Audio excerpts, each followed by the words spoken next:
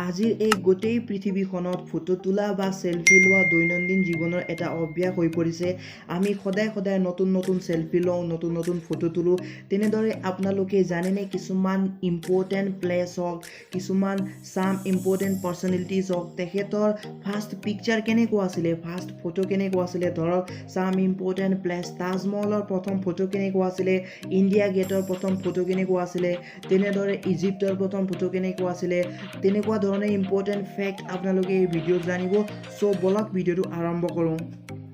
এতিয়া আপোনালোকে যি মোবাইলৰ স্ক্ৰীনত দেখা পাইছে এইটো হ'ল ফেমাছ টেম্পল কেদাৰনাথ মন্দিৰৰ প্ৰথম ফটো।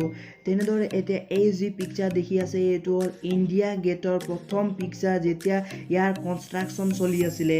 তেনেদৰে এইটো পিকচাৰ হ'ল তাজমহলৰ প্ৰথম পিকচাৰ। আপোনালোকে নিশ্চয় দেখা পাইছে এই পিকচাৰটো, এইটো হ'ল তাজমহলৰ প্ৰথম পিকচাৰ। তেনেদৰে এইটো হ'ল ইজিপ্তৰ পিৰামিডৰ ফাৰ্ষ্ট পিকচাৰ। এই ফটোটো মষ্ট ফেমাছ ফটো, দুজন লেজেণ্ডৰ একেলগে উঠা ফটো, ৰবীন্দ্ৰনাথ টেগৰ আৰু এলবাৰ্ট আইনষ্টাইন। এতিয়াৰ আগত আপোনালোকে এই ফটোটো দেখিছিলনে? তেনেদৰে নেক্সট পিকচাৰটো চাব। এই পিকচাৰটো হ'ল নাথুৰাম গডছে, যোনে গান্ধীক 3টা গুলি মাৰি হত্যা কৰিছিলে। আমাৰ জাতিৰ পিতা মহাত্মা গান্ধীক 3টা গুলি মাৰি হত্যা কৰিছিলে। এই পিকচাৰটো চাব। এই পিকচাৰটো হ'ল আমাৰ জাতিৰ পিতা মহাত্মা গান্ধীৰ অন্তিম সময়ৰ পিকচাৰ। আই হোপ আপোনালোকে ইয়াত কিছুমান ইম্পৰ্টেণ্ট পিকচাৰ চাবলৈ পালে।